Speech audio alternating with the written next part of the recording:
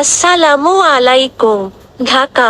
জাতিসংঘের মতে, বাংলাদেশ বর্ষা মৌসুমের সাথে লড়াই করছে যা 18 মিলিয়নেরও বেশি মানুষকে প্রভাবিত করেছে। 1.2 মিলিয়নেরও বেশি পরিবার আটকা পড়েছে। এক্সে একটি পোস্ট শেয়ার করে ইউএন নিউজ সার্ভিস বলেছে, বাংলাদেশের 18 মিলিয়নেরও বেশি মানুষ বর্ষাকালীন পরিস্থিতির কারণে ক্ষতিগ্রস্ত হয়েছে।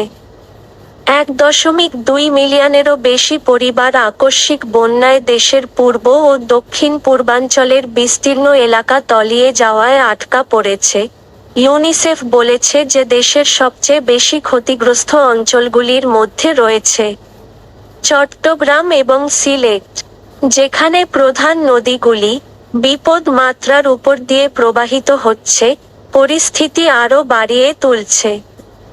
বাংলাদেশে বন্যা মানুষকে মারাত্মকভাবে প্রভাবিত করেছে। প্রাথমিক অনুমান অনুযায়ী 50 লাখ মানুষ, 2 মিলিয়ন শিশু সহ ক্ষতিগ্রস্ত হয়েছে। অনেকে খাদ্য ও ত্রাণ ছাড়া আটকা পড়েছে। মঙ্গলবার পর্যন্ত 20টি মৃত্যুর খবর পাওয়া গেছে এবং আরও 2,85,3500টিরও বেশি আশ্রয়কেন্দ্রে আশ্রয় চেয়েছে, ইউনিসেফ যোগ করেছে।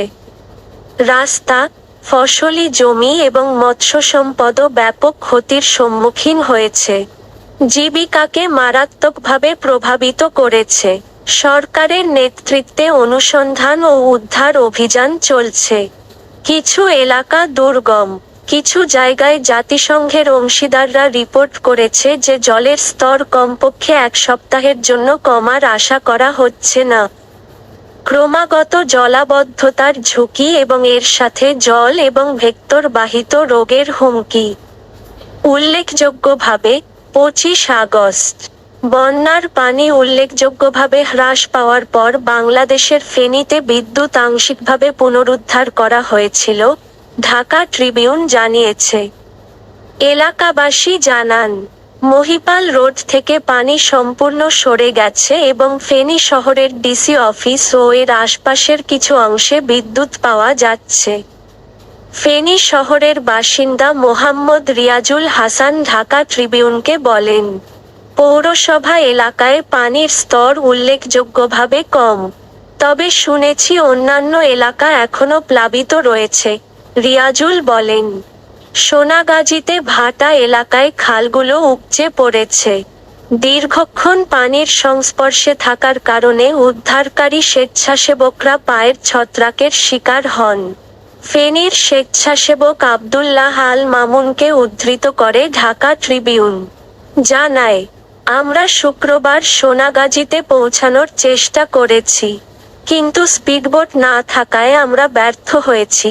মামুন বলেন, লোডশেডিং ও মোবাইল নেটওয়ার্কের কারণে যোগাযোগে অসুবিধা হচ্ছে, যা উদ্ধার প্রক্রিয়া ব্যাহত করছে। ঢাকা ট্রিবিউন জানিয়েছে, বাংলাদেশের প্রধান উপদেষ্টা মুহাম্মদ ইউনূস 24 আগস্ট বন্যার পানি কমে গেলে স্বাস্থ্য ও খাদ্য ঝুঁকি মোকাবেলায় সব পক্ষকে সহযোগিতা করার আহ্বান জানিয়েছেন। 22শে আগস্ট চট্টগ্রামের 9টি উপজেলা জলমগ্ন হওয়ার পর বন্যা আরও খারাপ হয়েছিল এবং 45,916 পরিবার, যার মধ্যে 2,48,050 জন লোক ছিল, গুরুতর দুর্দশার সম্মুখীন হয়েছিল।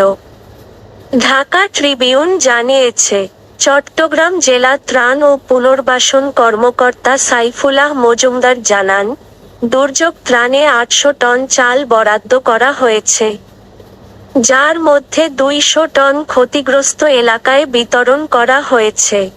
ঢাকা ট্রিবিউন জানিয়েছে, 19-21 আগস্টের মধ্যে ফেনী শহরে 3.5 লাখেরও বেশি মানুষ বন্যার কারণে আটকা পড়েছে। এই ছিল আজকের মতন খবর।